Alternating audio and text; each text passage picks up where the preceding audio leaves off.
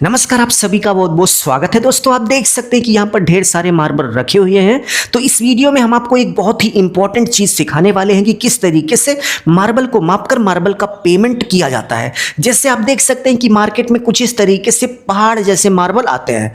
अब इसको मापकर भाई इसका रेट हम कैसे निकालेंगे? यदि आप मार्बल खरीदने वाले हो तो आपको पता होना चाहिए, नहीं तो बाद में आप यही कहेंगे कि चूना लगा दिया। तो आप देख सकते हैं कि मार्केट में कुछ इस तरीके से पहाड़ जैसी मार्बल की सिल्ली आती है। तो इसकी सबसे पहले आपको लंबाई माप लेना है, फिर चौड़ाई माप लेना है। उसके बाद भाई आपको सीधा दुकानदार के पास जाकर एक चीज पूछना है। क्या पूछना है आगे हम आपको बताएंगे। उसके बाद आपको पता चल जाएगा कि ये मार्बल कितने रुपए का है पूरा का पूरा।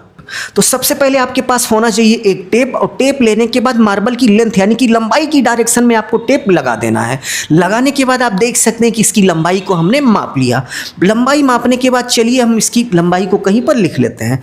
तो इसकी जो टोटल लेंथ यानी कि लंबाई है वो 6 फीट 4 इंच है। तो इसी तरीके से आपको टेप लगाकर लंबाई को लिख लेना है।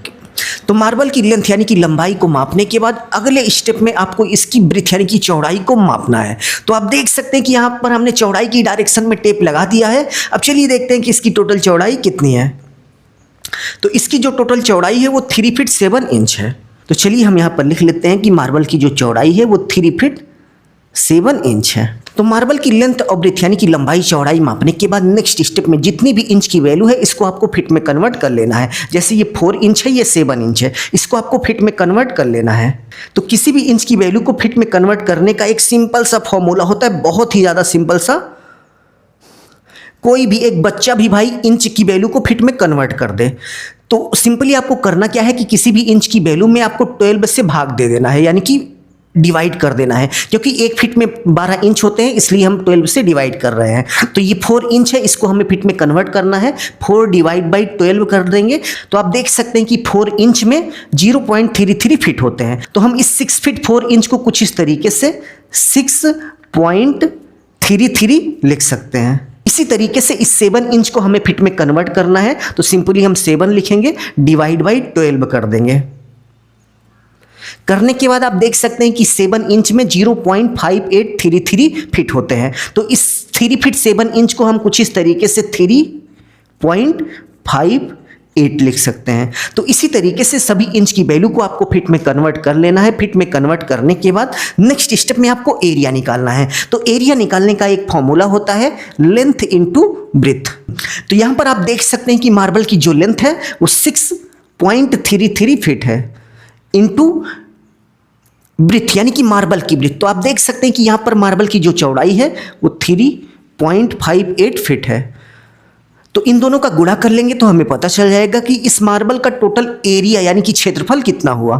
तो गुणा करने के बाद आप देख सकते हैं 22.66 फीट हो गया।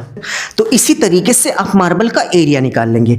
एरिया निकालने के बाद नेक्स्ट स्टेप में आपको दुकानदार के पास जाना है और पूछना है कि भाई पर स्क्वायर फीट इस मार्बल का रेट क्या है। तो यहां पर पता करने के बाद पता चला कि भाई इस मार्बल का जो रेट है वो 60 रुपए पर स्क्वायर फीट है। यहां पर 40 रुपए, 60 रुपए, 75 रुपए, 120 रुपए मार्बल का रेट चल रहा है। बट ये वाला जिसको हमने यहां पर मापा हुआ है ये 60 रुपए पर स्क्वायर फीट है।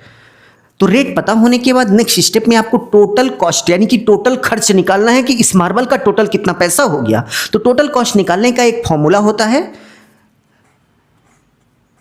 MA यानी कि मार्बल का एरिया इंटू रेट पर स्क्वायर फीट। तो यहाँ पर MA यानी कि मार्बल का जो एरिया है वो 22.66 स्क्वायर फीट है। ये मार्बल का एरिया हो गया।